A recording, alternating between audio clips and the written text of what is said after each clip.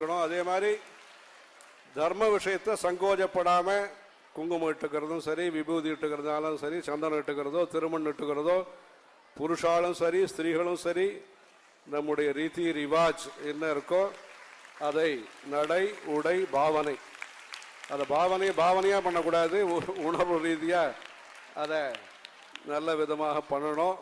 அது முதல்ல முக்கியம். நாம இருக்கணும். நம்ம கம்ப்யூட்டரை கற்றுக்கலாம், ஸ்பானிஷ் கற்றுக்கலாம், ஜெர்மன் கற்றுக்கலாம், எல்லாம் கற்றுக்கலாம். தமிழ் தெரியாது, சமஸ்கிருதம் தெரியாதுன்னு இருக்கக்கூடாது. இன்றைக்கு லோகத்துக்கு தேவைக்காக எந்த பாஷையை வேணால் கற்றுங்கோ. ஆனால் தமிழ் படிக்க வராது, தமிழ் பேச வராது, சமஸ்கிருதம்னா என்னென்ன தெரியாதுன்னு இருக்கக்கூடாது.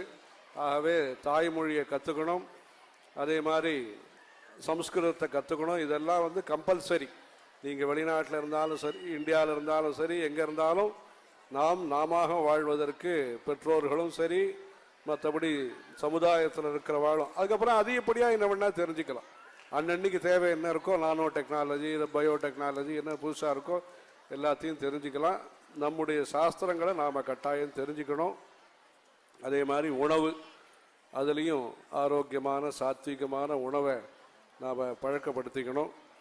அதே மாதிரி உணர்வு, அப்பா அம்மா, தாத்தா பாட்டி, உறவுக்காரா, கிராமங்கள், குலதெய்வம், அந்த மாதிரியான விஷயங்களையும் மறக்காமல் எல்லாரும் அவருடைய கிராமத்தை நீங்கள் போய் டெல்லி, பம்பாய் பார்க்குறதோ, வாஷிங்டன், நியூஜெர்சி பார்க்குறதோ அதெல்லாம் ஒரு பக்கம். உங்களுடைய சொந்த கிராமத்தை தஞ்சாவூரோ, நார்த் ஆர்காடோ, திருநெல்வேலியோ, எங்கேருந்து வந்திருக்கீங்களோ, கேரளாவோ, பாலக்காடோ, எந்த ஊர்லேருந்து வந்திருக்கீங்களோ அந்த ஊருக்கு அவசியம் ஒரு தடவை போய் அங்கே இருக்கிற ஜனங்களுக்கும் ஏதாவது நீங்கள் எல்லாரும் சேவை பண்ணி குலதெய்வத்தை எல்லாத்தையும் பார்த்துண்டு, அந்த மாதிரி ஜனனி ஜென்மபூமிஷ்ட ஸ்வர்காதபி கரியசி, தாயும் தாய் பூமியும்.